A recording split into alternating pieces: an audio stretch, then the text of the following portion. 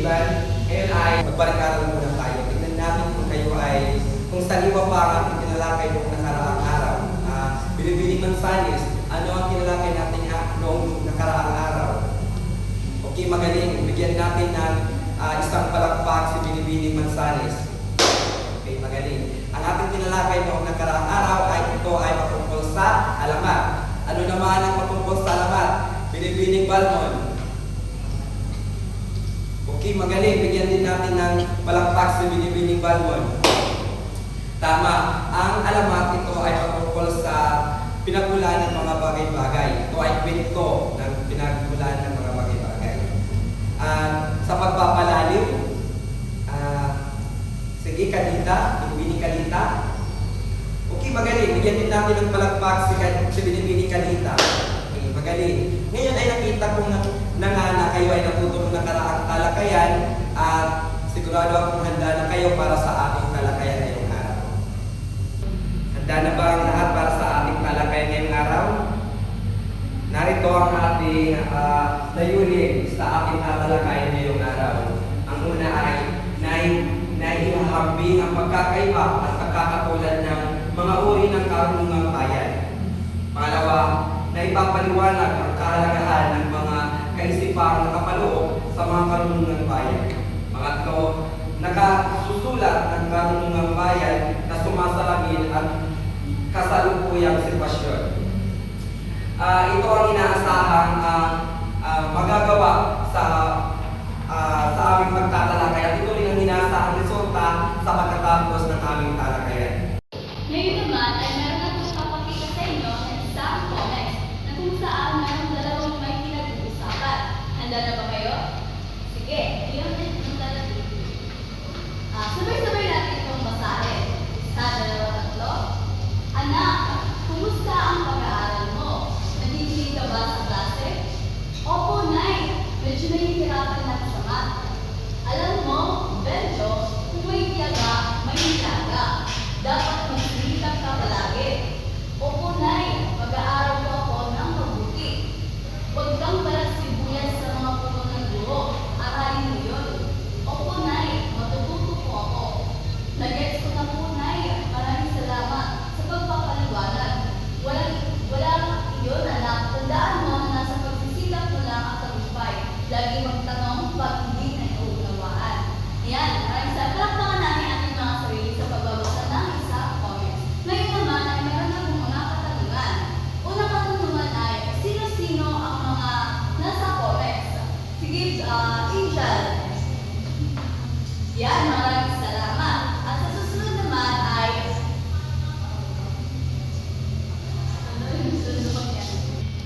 susunod na tanong naman ay, sige, Angel ulit. Ano ang pinag-uusapan nila sa comics? Magaling! Bigyan natin siya ng palakpak. At ang sunod naman na tanong ay, ano nga ba ang mga kasabihan ng mga matatanda? Dapat. Magaling! Bigyan natin siya ng palakpak. Ang huling tanong naman ay, kung ano nga ba ang tawag dito? Hindi na mga pinag-uusapan. Ana, magaling. Ngunit ngayon ay ating niyang himayin kung ano nga ba kanilang ginamit sa kanilang pag-uusap o kung ano ang tawag dito. Handa na ba kayo? Ngayon, tumulong tayo sa pamalang pagtatalakay. Tapos na tayo sa pagbalik-aral at naging pati na ng pagkila. May naiintindihan ba kayo sa panimulan na pinakita kanina? Sige nga, Jessa. Meron ka bang naiintindihan? Madali. Iyon ay isang uri ng comics na nakita natin kanina. At napansin natin na may mga ginagamit dito mga salita at ulan. Kapag may tiyaga ay may nilaga. Ngayon, ano kaya ang dahilan kung bakit nilagay namin dito? Sapagkat iyon ay may kaugnay sa ating tatalakayan. Ang tawag dito ay ang mga karunungang bayan at ang sangkain na salakihan ng ating tutunguhin at taalamin. Yun ay ang uri ng karunungang bayan. Ano kaya ang sawikain? Kapag sinabi namin sawikain, ito ay tumutukoy sa mga paggamit ng matatalinhaga sa pagiging pagtalastasan. Ano ba yung layunin ito? Ang layunin lamang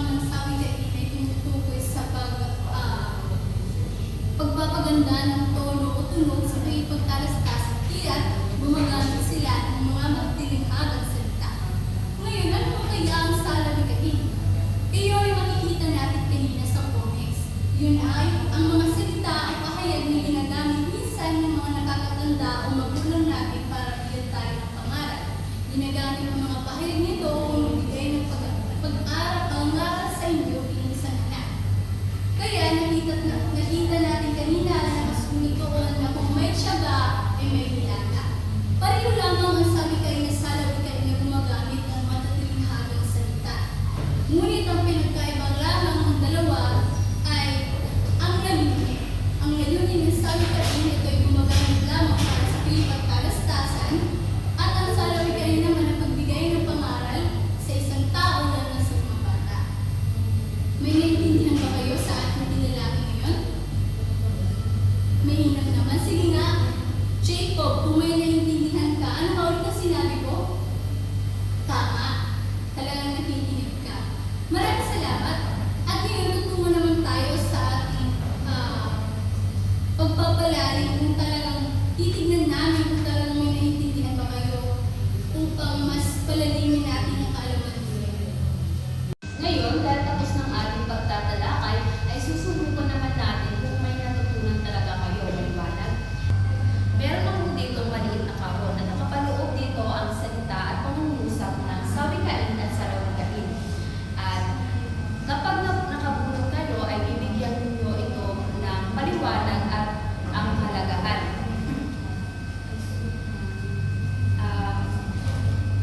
Ikaw, Ivan, maaari ka bang bumunot dito?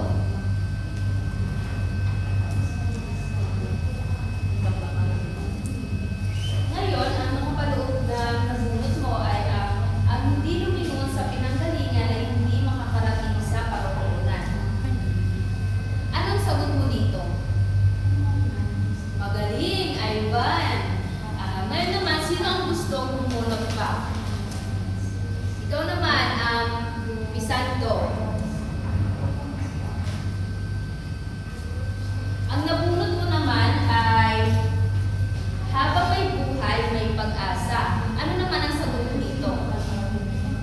Magaling, Pisando. Ngayon ay nakikita ko na may natutunan talaga kayo tungkol sa sawikain at salawikain. At ngayon ay titignan naman natin kung meron pa ba kayong natutunan. Ngayon, ito naman pa tayo sa ating ikaapat na gawain. Ito ang gawa mo, pahayag mo.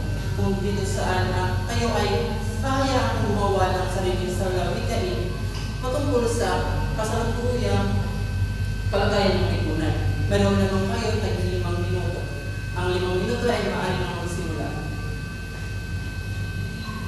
O tapos na ang iyong 5 minuto. Tapos o hindi tapos ay maaari nang ipasa ang iyong ginawang salawikain sa harapan. Para sa iyong pag-aaralan ay ginawa ang isang maikling panayam tungkol sa iyong magulang, lolo at lola at ipasa ito sa susunod nating pagkikita sa darating na Lunes. Yun lang.